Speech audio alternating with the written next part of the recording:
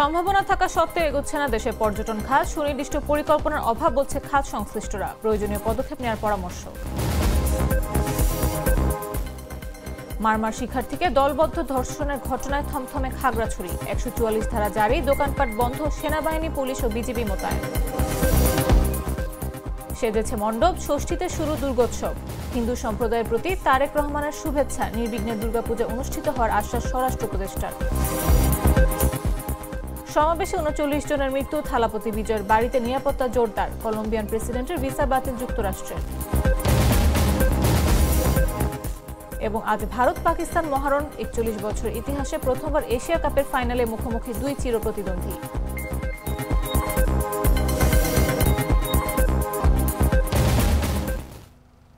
দুপুর ৩টা নিউজে সবাইকে আমন্ত্রণ। সাথে আছে আমি নাফিস আব্দুল্লাহ। মশলা বদলে ফেলেছি, এবার আপনিও বদলে ফেলুন। একবার প্রাণ গুঁড়া মশলা ব্যবহার করেই দেখুন। অপার সম্ভাবনা থাকা সত্ত্বেও পিছিয়ে বাংলাদেশের পর্যটন খাত। যথাযথ ব্যবস্থাপনা, অবকাঠামোর অভাবে দেশীয় ও বিদেশি পর্যটক আকর্ষণ যথাযথভাবে বৃদ্ধি পাচ্ছে না। বিশেষজ্ঞরা বলছেন, ই ভিসা চালু, অবকাঠামো উন্নয়ন ও পর্যটন কেন্দ্রগুলোর উন্নয়নের মাধ্যমে বিদেশি পর্যটক আনা সম্ভব। বিস্তারিত জাগো-টেস্ট রিপোর্টে। প্রাকৃতিক নৈসর্গের দেশ বাংলাদেশ, পৃথিবীর দীর্ঘতম সমুদ্র সৈকত, বিশ্বের বৃহত্তম ম্যানগ্রোভ বন, অপূর্ব ভূবৈচিত্র্যের পার্বত্য অঞ্চল, বিস্ময়কর প্রত্নতাত্ত্বিক নিদর্শন আর বিচিত্র ধর্মবর্ণের মানুষের বৈচিত্র্যময়তা এ দেশে পর্যটনের অপার সম্ভাবনা সৃষ্টি করেছে। সাগরের গর্জন, পাহাড়ের নীরবতা, হাওরের সৌন্দর্য, কোথাও আবার প্রাচীন প্রত্নতাত্ত্বিক নিদর্শনের মাঝে হেঁটে চলা, সব মিলিয়ে ৭০০ থেকে ৮০০ দর্শনীয় স্থান নিয়ে ভ্রমণ পিপাসু একজন মানুষকে আকর্ষণ করার মতো অনেক কিছু থাকলেও কেন যেন সেভাবে এগোতে পারছে না দেশের পর্যটন খাত।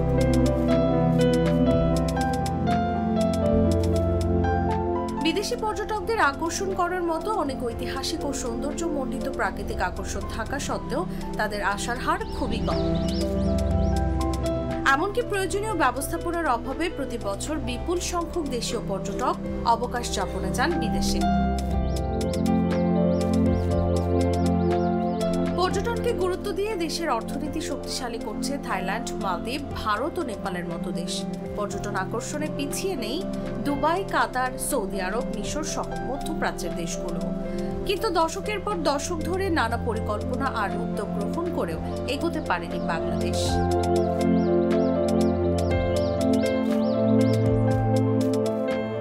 বিশ্ব অর্থনৈতিক ফোরামের ২০২২ সালের ভ্রমণ ও পর্যটন উন্নয়ন সূচক অনুযায়ী বিশ্বের ১১৯টি দেশের মধ্যে বাংলাদেশের অবস্থান ১০৯তম, যা দক্ষিণ এশিয়ার সর্বনিম্ন। গেল ২-২.৫ বছরে পর্যটন উন্নয়ন সূচকে ইতিবাচক কোনো সুখবর নেই। এই সম্ভাবনাকে বাস্তবে রূপ দিতে সম্মুখীন হতে হচ্ছে নানা রকম প্রতিকূলতার। সমন্বয়হীনতা, পর্যটন কেন্দ্রগুলোর দুর্বল অবকাঠামো, অপর্যাপ্ত বিনিয়োগের সঙ্গে আমলাতান্ত্রিক জটিলতা, রাজনৈতিক পট পরিবর্তনে অস্থিরতা পর্যটন খাতে দ্রুত বিকাশে বড় প্রতিবন্ধকতা হিসেবে দেখা দিয়েছে।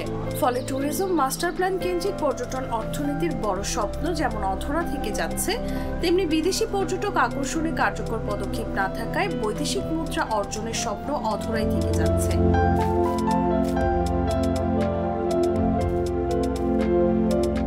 পর্যটন খাত সংশ্লিষ্টরা বলছেন, দেশীয় পর্যটনের পাশাপাশি আন্তর্জাতিক পর্যটন খাতকে আরো উন্নত করতে কিছু পদক্ষেপ নেওয়া প্রয়োজন। ই ভিসা চালু করা, পর্যটন এলাকার রাস্তাঘাট অবকাঠামো উন্নয়ন এবং বিদেশি পর্যটকদের জন্য উপযোগী পরিবেশ তৈরি করা সহ বিদেশি পর্যটকদের কাছে বাংলাদেশের পর্যটন আকর্ষণগুলো তুলে ধরার প্রতি জোর দিচ্ছেন তারা। তাসলিমা তিথি, জাগো নিউজ। বাংলাদেশের পরতে পরতে ছড়িয়েছে অপার সৌন্দর্য, যা কিনা ভ্রমণ পিপাসু একজন মানুষকে আকর্ষণ করার জন্য যথেষ্ট। কিন্তু কেন যেন সেভাবে এগোতে পারছে না দেশের পর্যটন খাত। পর্যটন খাতের সমস্যা ও সম্ভাবনা নিয়ে আলোচনার জন্য আমাদের সঙ্গে স্টুডিওতে উপস্থিত আছেন জাগো নিউজের কান্ট্রি ইনচার্জ আনোয়ার হোসেন। আনোয়ার, স্বাগত আপনাকে। প্রতিবেদনটিতে যেমনটি দেখছিলাম তার উপর ভিত্তি করে আপনার কাছে জানতে চাই, বাংলাদেশের প্রাকৃতিক ঐতিহাসিক সম্পদ থাকা সত্ত্বেও পর্যটন খাত কাঙ্ক্ষিত অগ্রগতি অর্জন করতে পারছে না, এর মূল কারণগুলো আসলে কি? ধন্যবাদ নাফিসা। বাংলাদেশ একটি অপার সম্ভাবনার দেশ। আমরা সব ক্ষেত্রে কথাটা ব্যবহার করে থাকি। তো এই পর্যটন খাতে এই সম্ভাবনাটা আরও বেশি দেখি আমরা, কিন্তু এটাকে আমরা কখনোই সেই সম্ভাবনার কী করলে মানে আরও উন্নয়ন করা সম্ভব এ বিষয়ে কখনো ভাবি না, আমরা কেউ ভাবি নাই কখনো আর কি। হ্যাঁ, আমার কাছে যেটা মনে হয় যে পর্যটন খাতগুলোর বিকশিত না হওয়ার পেছনে যে কয়েকটা কারণ আছে, তার মধ্যে রাজনৈতিক অস্থিরতা, যোগাযোগ ব্যবস্থা, অবকাঠামোগত উন্নয়নের সমস্যা, এই বিষয়গুলো মূলত প্রধানত দায়ী। আমরা যদি গতকালে আমরা নিউজ করেছিলাম, দেখেছেন কি না নিশ্চয় দেখে থাকবেন, আমাদের জাগো নিউজে এসছে যে 40% আমাদের দর্শনার্থী কমেছে শুধুমাত্র সিলেটে রাস্তাঘাটের কারণে। আপনি যদি দেখেন বাংলাদেশের কোনো পর্যটন স্পটেই যাওয়ার জন্য রাস্তাটা আসলে স্মুথ না। আপনি যদি পটুয়াখালী থেকে গলাচিপা হয়ে পটুয়াখালী থেকে যদি আপনি ইয়েতে যেতে চান, কি বলে যে কুয়াকাটায়, দেখবেন সেখানেও রাস্তার সংকট চলছে। রাস্তাটা সরু, সেটা 6 লেন করার কথা ছিল, সেটা হয় নাই। আপনি যদি কক্সবাজার থেকে যদি যেতে চান আপনি সেন্ট মার্টিনে, দেখবেন আপনাকে ওই টেকনাফ এই পর্যন্ত আসার পরে এই ঘাট থেকে সেন্ট মার্টিন যাওয়ার জন্য যে জায়গাটা, এখানেও দেখবেন রাস্তার করুণ অবস্থা। আপনার যদি পাহাড়ে যেতে চান একই অবস্থা, সব জায়গাতেই একই অবস্থা, প্রধানত হচ্ছে রাস্তার বিষয়টা। এরপরে আপনি দেখেন আমরা সিলেটে লক্ষ্য করেছি কয়েক বছর আগে যে ওইখানে যারা ভলেন্টিয়ার ছিল তাদের সঙ্গে দর্শনার্থীদের মারামারি, বিষয়টা ব্যাপক আলোচিত ছিল আর কি। যে এই বিষয়গুলো কিন্তু প্রভাব পড়ে, সব ক্ষেত্রেই প্রভাব পড়ে, যে একজন দর্শনার্থী যাবে সেখানে যদি নিরাপত্তা না পায় তো সে কেন যাবে এখানে। পাশাপাশি হচ্ছে আপনার যে থাকবে, আপনি কয়েকদিন আগে গত 2 বছর আগে নিউজ ছিল এটা আমাদের, যে সাজেকে দেখবেন যে রাতের বেলা মানুষ তাঁবু খাটিয়ে রাত যাপন করেছে। এরকম আপনার ওখানে আবাসনের ব্যবস্থা ছিল না, বা মানুষ থাকবে রাতের বেলা, কোনো রুম নাই। তো সব পর্যটন স্পটে একই অবস্থা, যে দেখবেন আপনি আপনার থাকার জায়গাটা নাই, নিরাপত্তা নাই। এই বিষয়গুলো বাংলাদেশ পর্যটন খাতকে সবসময়ের জন্য পিছিয়ে রেখেছে বলে আমি মনে করছি আর কি। আচ্ছা, প্রতিবেশী দেশ ও মধ্যপ্রাচ্যের দেশগুলোর সঙ্গে তুলনা করলে বাংলাদেশের পর্যটন খাতে দুর্বলতা কোন কোন ক্ষেত্রে সবচেয়ে বেশি লক্ষণীয় বলে আপনি মনে করছেন? আপনি মধ্যপ্রাচ্য পরে যান, আপনি পাশের দেশ ইন্ডিয়ায় যান, নেপালে যান, ভুটানে যান, তাদের স্পটগুলো ঘুরলে দেখবেন যে একটা আস্থার জায়গা আছে। এই স্পটগুলোর যে ব্র্যান্ডিং, যে অবকাঠামোর যে একটা স্কেল, মানের যে একটা বিষয়, বাংলাদেশের সঙ্গে তো সেটা তুলনা করা কতটুকু যৌক্তিক আমি জানি না আর কি। আপনি নিশ্চয়ই বিভিন্ন মাধ্যমে দেখে থাকবেন বা জেনেও থাকবেন, আপনার যদি কেউ যায়, ইন্ডিয়ান পর্যটক স্পটগুলোতে যদি কোনো জিনিস খোয়া যায়, হারানো যায়, তারা কিন্তু সেটা অনায়াসে ফেরত দিয়ে যায়। যে হোটেলে উঠেছেন, অ্যাট লাস্ট সেই হোটেলে আপনি আপনার জিনিসটা পাবেন আর কি, ফেরত দিয়ে যায় লোকজন। অথচ বাংলাদেশের এখানে যদি কোনো পর্যটক আসে, তার মানিব্যাগ হারায়, ল্যাপটপ হারায়, র্যান্ডম কাহিনী এগুলো চলে। এটা নিরাপত্তার একটা বিষয়। পাশাপাশি হচ্ছে যে এই বাইরের দেশগুলোর যে পর্যটনের যে একটা ব্র্যান্ডিং, সামাজিক মাধ্যম বলেন আর স্থানীয়দের মাঝে যে একটা প্রচার প্রসারণের বিষয় বলেন, আমরা ওদের কাছ থেকে শতভাবে দূরে পিছিয়ে আছি এই বিষয়গুলোতে। আরেকটা বিষয় হচ্ছে যে বাইরের দেশগুলোতে পর্যটকদের জন্য এন্ট্রিটা খুবই সহজ, আমাদের দেশের জন্য এটা একটু টাফ সকল ক্ষেত্রে। আপনি যদি ইন্দোনেশিয়ার কথা কল্পনা করেন, দেখবেন ওদের কিন্তু পর্যটন স্পট, পাশাপাশি যেগুলো ওদের মানে পর্যটক দিয়ে ইনকাম নির্ভর, বা থাইল্যান্ড, ওদের কিন্তু এগুলোতে পর্যটকদের জন্য আলাদাভাবে করা, দেশীয়দের জন্য কিন্তু সেখানে প্রবেশ নিষিদ্ধ। আমাদের দেশে তো মানুষ শরবত খাইতে বাইরে থেকে কক্সবাজারে আসবে না। সো ট্যুরিস্ট বান্ধব যে একটা পরিবেশ, এটা তো দিতে পারছি না, যেটা তারা সবসময়ের জন্য দিয়ে রাখে। ইন্দোনেশিয়া যাবেন, মুসলিম পর্যটক যারা, তাদের জন্য আলাদা একটা পরিবেশ, যারা নন মুসলিম তাদের জন্য আলাদা একটা পরিবেশ। যে যেরকম চায় পরিবেশটা সেরকমই। আমাদের দেশগুলোতে এটা নিয়ে কখনো ভাবাই হয় না আমরা কি করব। পাশাপাশি আমাদের যে পর্যটন কর্পোরেশন যারা আছেন, ওনারা দেখি সাধারণত বছরে পর্যটন দিবস, যেটা আমরা 27 সেপ্টেম্বর পালন করে থাকি, ওই দিন আসলে একটু ঘোড়াঘাট দিয়ে ঘুরে একটু শেষ। ওনাদের যে হোটেল মোটেলগুলো আছে, এটার যে কী অবস্থা, এটা নিয়েও আমরা কেউ খোঁজ রাখি না কারো। এবং কয়জন পর্যটক যে এদের হোটেল মোটেল থাকে, এটাও নিয়েও কোনো ইয়ে নাই আর কি। অথচ বাইরের দেশগুলোতে আপনি যখন ইন্ডিয়ায় যাবেন বা নেপালে যাবেন, আপনি কিন্তু জেনে যাচ্ছেন কোন হোটেলে থাকছেন, এটা কাদের, এর মানটা কোন ক্লাসের, সকল কিছু জানার সুযোগ আছে। কিন্তু আমাদের দেশে কিছুই জানা নাই। ঠিক আছে, এই যে বিষয়গুলো, অবকাঠামো, নিরাপত্তা, একটা নিশ্চয়তা, সকল দিক থেকেই আমাদের চেয়ে মধ্যপ্রাচ্য বলেন বা আমাদের দেশের বাইরের দেশগুলো বলেন, এর অনেক বেশি এদিক থেকে মানে সাস্টেনেবল। আমরা যেখানে প্রতিনিয়তই শঙ্কায় ভুগি, তো এইখানেই আমরা মূলত মোটা দাগে বলা যায় এই জায়গাতে আমরা পিছিয়ে আছি ওদের কাছ থেকে। পর্যটন উন্নয়নে যেসব সীমাবদ্ধতা রয়েছে, যেমন অবকাঠামোগত, বিনিয়োগ, প্রশাসনিক, তা দূর করতে কি কি ধরনের কার্যকর পদক্ষেপ নেওয়া যেতে পারে? এখানে একটা বিষয়, আমার বাড়ি একটা ঐতিহাসিক স্পটের মানে এলাকায়, সেটা হচ্ছে নওগাঁর বদলগাছি উপজেলায়, যেখানে উপমহাদেশের প্রথম বৌদ্ধ শিক্ষা প্রতিষ্ঠান ছিল, পাহাড়পুর বৌদ্ধবিহার যেটাকে বলি, ওই এলাকায় আমার বাড়ি। আপনি কখনো গেছেন কিনা জানি না, ওই এলাকায় আপনি যাবেন, অনেক লোক আসে ওখানে। আমি স্কুল লাইফে যেতাম, প্রতি শুক্রবার সাইকেল নিয়ে দেখার জন্য যেতাম। তো আপনি ওই স্পটে গেলে, আমি একটা উদাহরণ দিচ্ছি একটা স্পট দিয়ে, তারপরে বলছি পরের কথাগুলো। তো ওইখানে আমি দেখেছি প্রতি মাসে অনেক জাপানিজ মানে বুদ্ধিস্ট ধর্মাবলম্বীর লোকজন অনেক বেশি আসে। ওখানে এসে তারা যা ব্যাগটা রাখবে সে জায়গাটাও নাই, থাকার জায়গা অনেক পরের হিসাব। এটা যদি করা যায় ওখানে, যে তাদের থাকা, তাদের ব্যাগ রাখা, এই জায়গাগুলো যদি করা যায়, তাহলে কিন্তু বিপুল পরিমাণ একটা আয়ের সম্ভাবনা আছে।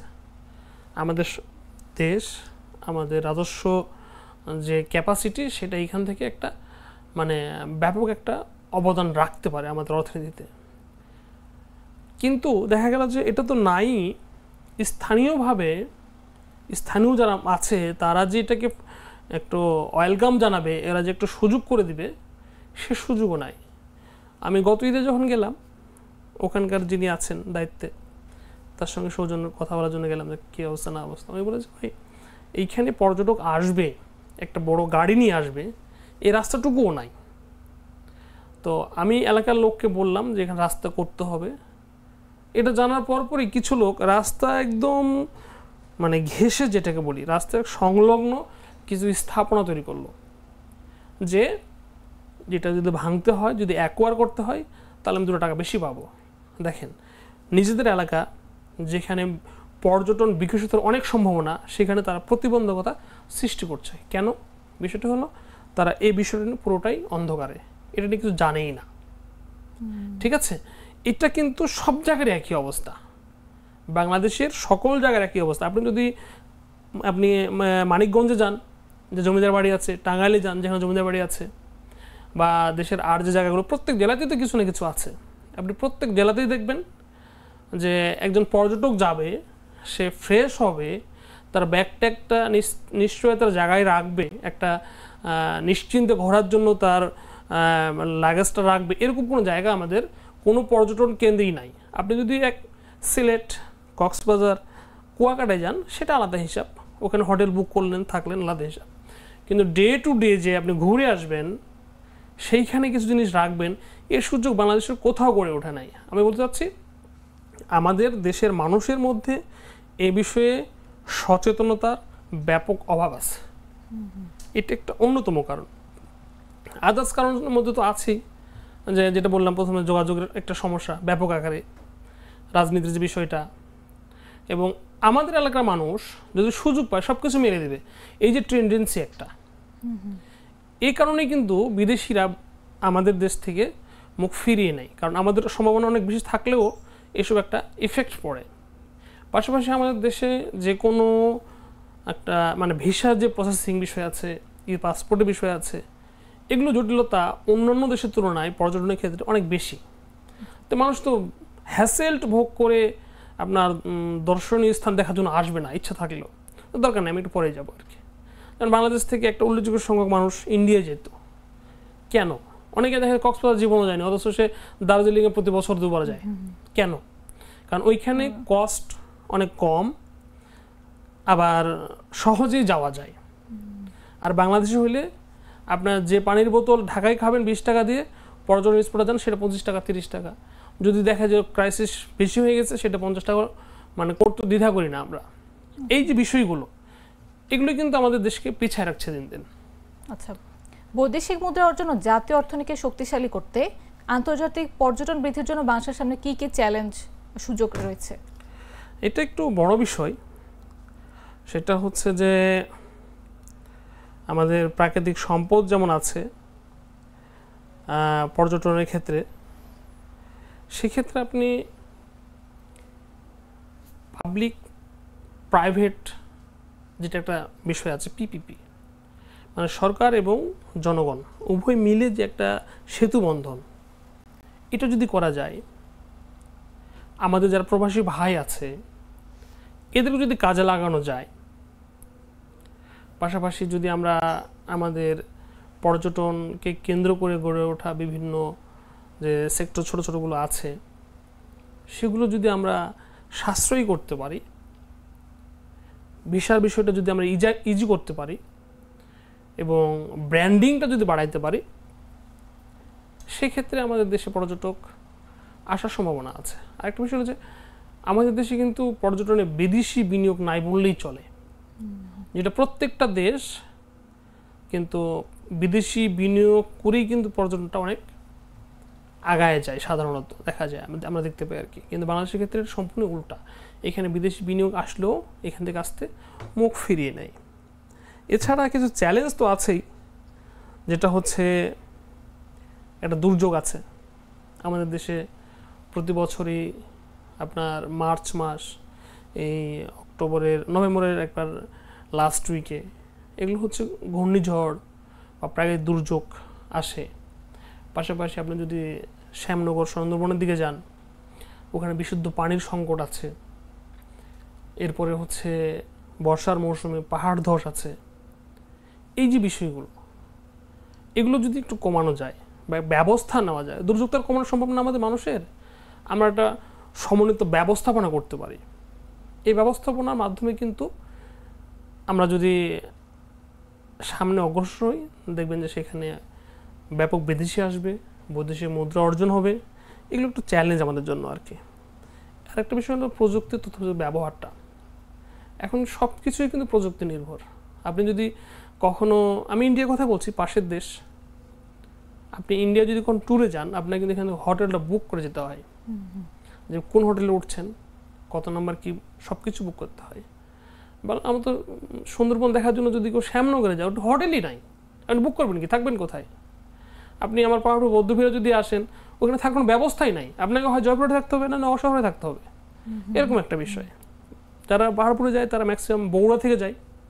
আপনি এক কক্সবাজার ছাড়া, আর একটা হচ্ছে আপনার কি বলে যে কুয়াকাটা ছাড়া ম্যাক্সিমামই জায়গায় দেখবেন রুম সংকট। এগুলো না আছে মানে আপনার তথ্য প্রযুক্তির যেটা ওয়েবসাইট দেওয়া আছে, কোনো তারই ওয়েবসাইট দেখবেন অ্যাক্টিভ নেই। আমাদের রাষ্ট্রীয়ভাবে যেটা আছে পর্যটন কর্পোরেশন, তাদেরটাও কতটা অ্যাক্টিভ আপনি একটু ঘাটলেই পাবেন। ঠিক আছে, এই যে মানে সুযোগগুলো আমরা প্রপার ইউটিলাইজ করি না বা করতে পারি না, যেটাই বলি না কেন, এটা একটা চ্যালেঞ্জ। যদি এটা আমরা করতে পারি তাহলে কিন্তু আমরা 2 বছরের মধ্যে একটা ইনক্রিজ দেখবো, এর মধ্যে ব্যাপক আকারের পরিবর্তন চলে এসছে আর কি। কিন্তু আমাদের সেটা নাই আর কি, যার জন্য এটা চ্যালেঞ্জ।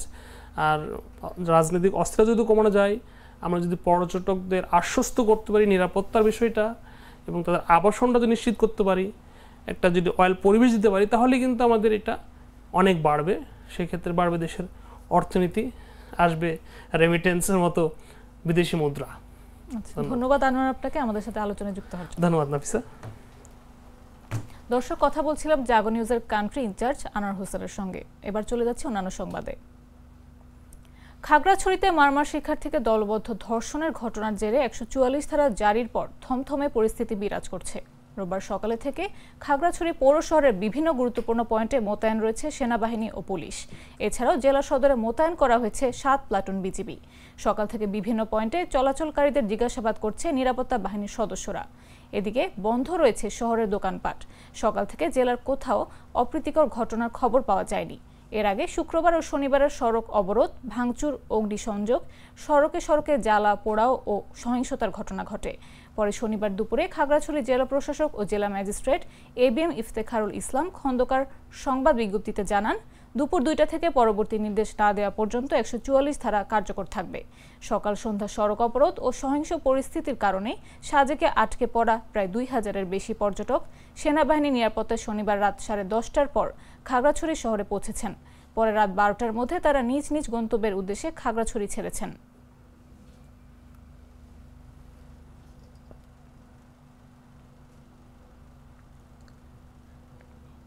দীর্ঘ অপেক্ষার অবসান ঘটিয়ে মহাষষ্ঠী পূজার মধ্যে দিয়ে আজ থেকে শুরু হচ্ছে শারদীয় দুর্গোৎসব। সনাতনীদের এই উৎসবটি ঘিরে এরই মধ্যে প্রস্তুত হয়েছে সব মণ্ডপ। উৎসবের আমেজ লেগেছে মন্দিরের প্রাঙ্গণে।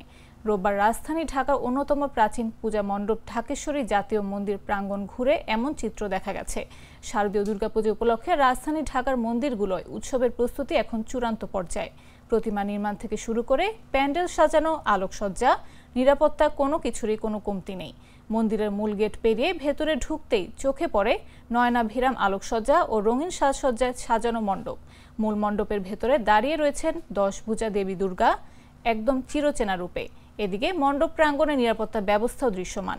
মন্দির প্রাঙ্গণে চারদিকে বসানো হয়েছে CCTV ক্যামেরা। পুলিশ, র্যাব ও ডিএমপির পক্ষ থেকে মোতায়েন করা হয়েছে অতিরিক্ত ফোর্স। স্বেচ্ছাসেবক টিমও কাজ করছে নির্লসভাবে। সিসি ক্যামেরার মাধ্যমে মণ্ডপ প্রাঙ্গণে র্যাবের কন্ট্রোল রুম থেকে সার্বক্ষণিক নজরদারি করতেও দেখা গেছে। এছাড়া মন্দির প্রাঙ্গণে উপস্থিত দর্শনার্থী ও ভক্তদের উপস্থিতির চিত্র ছিল চোখে পড়ার মতো।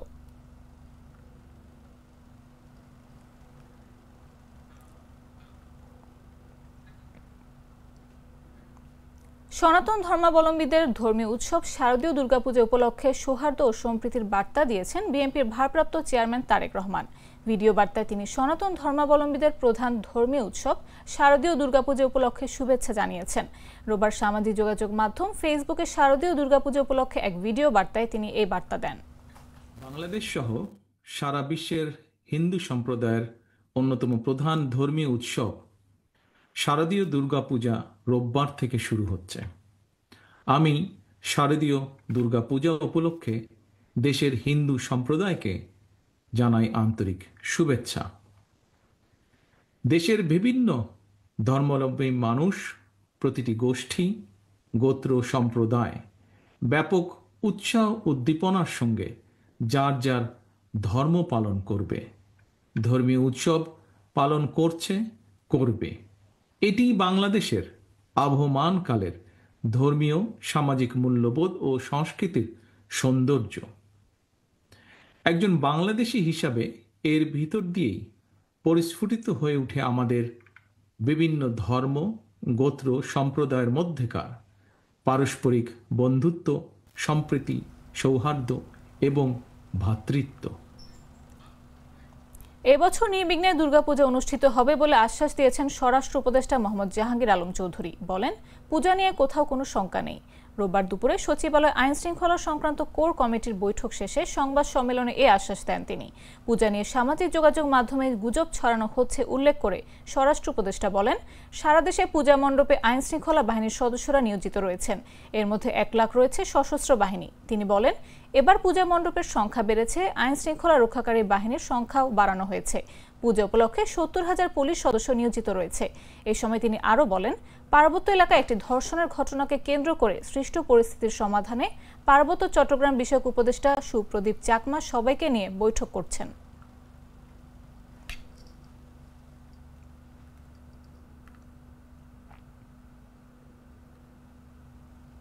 অ্যান্টিব্যাকটেরিয়াল ফর্মুলা বাসনকে চকচকে জীবাণুমুক্ত করে আমাদের দেয় গ্লিটার গ্যারান্টি।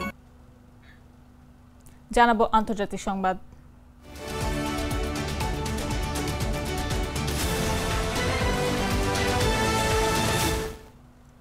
থালাপতি বিজয়ের জনসভাকে কেন্দ্র করে মৃত্যুর মিছিল যেন থামছেই না। শেষ খবর পাওয়া পর্যন্ত পদদলিত হয়ে মারা গেছেন 39 জন। এই ঘটনার পর স্থানীয়দের ক্ষোভ অভিনেতার দিকেও যেতে পারে বলে ধারণা করা হচ্ছে। হামলার শঙ্কায় চেন্নাইয়ে তার বাসভবনে কড়া নিরাপত্তা ব্যবস্থা নেওয়া হয়েছে। ভারতীয় সংবাদ মাধ্যম জানায়, তামিলনাড়ু সরকারও পরিস্থিতি নজরে রেখেছে। প্রশাসনের শঙ্কা, হতাহতদের পরিবারের ক্ষোভের বহিঃপ্রকাশে বিজয়ের ওপর হামলার ঘটনা ঘটতে পারে, তাই তার বাড়ির নিরাপত্তা বহুগুণ বাড়ানো হয়েছে। এদিকে নিহতদের স্মরণ করে বিজয় সামাজিক যোগাযোগ মাধ্যমে নিহতদের পরিবারের প্রতি গভীর সমবেদনা জানিয়েছেন। সেই সঙ্গে আহতদের দ্রুত সুস্থতা কামনা করেছেন। তামিলনাড়ুর মুখ্যমন্ত্রী জানান, এই ঘটনায় কাউকে ছাড় দেওয়া যাবে না। ইতোমধ্যে অবসরপ্রাপ্ত হাইকোর্ট বিচারপতি অরুণা জগদীশের নেতৃত্বে তদন্ত কমিশন গঠন করা হয়েছে। শনিবার তামিলনাগা ভেট্রি কাগজামের সমাবেশে যোগ দিতে সকাল থেকে বিজয় সমর্থকরা সমাবেশস্থলে ভিড় জমান। অনেকে প্রায় 6 ঘন্টা অপেক্ষা করছিলেন, কিন্তু বিজয়ের আগমন দেরি হওয়ায় ভিড় নিয়ন্ত্রণের বাইরে চলে যায়। তখনই দুর্ঘটনাটি ঘটে।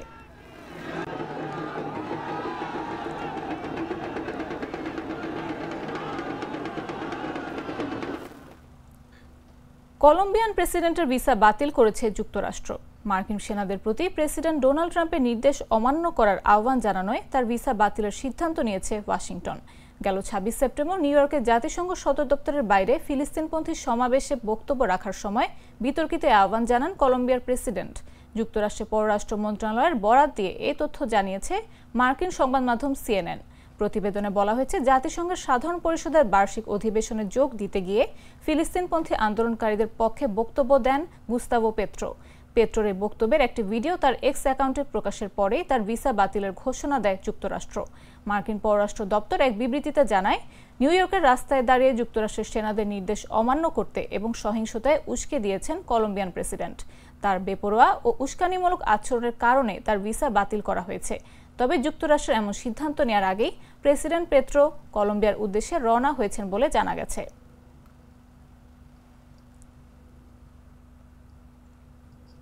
রোজকার সাধারণ খাবার এখন হবে অসাধারণ। প্রাণ স্বাদের মশলা, স্বাদ বাড়ায়, ঘ্রাণ ছড়ায়। সংবাদ শেষ করব খেলার খবর জানিয়ে।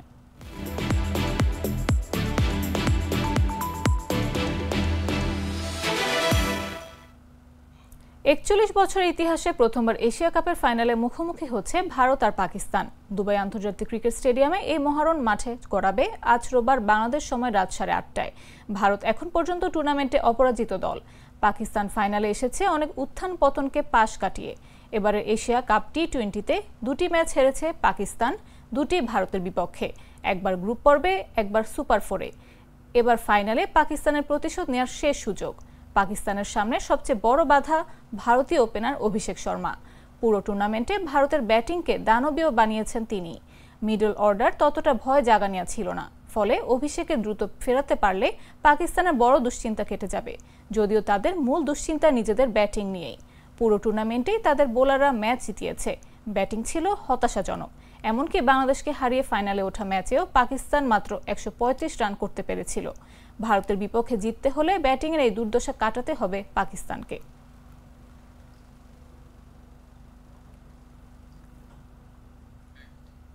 সংবাদ শেষ করার আগে শিরোনামগুলো জানিয়ে দিচ্ছি আরো একবার।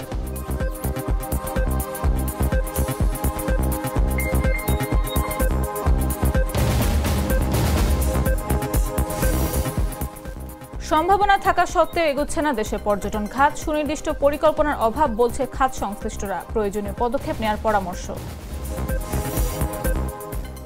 মারমার শিক্ষার্থীকে দলবদ্ধ ধর্ষণের ঘটনায় থমথমে খাগড়াছড়ি। 144 ধারা জারি, দোকানপাট বন্ধ, সেনাবাহিনী, পুলিশ ও বিজিবি মোতায়েন। সেজেছে মণ্ডপ, ষষ্ঠীতে শুরু দুর্গোৎসব। হিন্দু সম্প্রদায়ের প্রতি তারেক রহমানের শুভেচ্ছা। নির্বিঘ্নে দুর্গাপূজা অনুষ্ঠিত হওয়ার আশ্বাস স্বরাষ্ট্র উপদেষ্টার। সমাবেশে 39 জনের মৃত্যু। থালাপতি বিজয়ের বাড়িতে নিরাপত্তা জোরদার। কলম্বিয়ান প্রেসিডেন্টের ভিসা বাতিল যুক্তরাষ্ট্রের। এবং আজ ভারত পাকিস্তান মহারণ। 41 বছর ইতিহাসে প্রথমবার এশিয়া কাপের ফাইনালে মুখোমুখি দুই চিরপ্রতিদ্বন্দ্বী।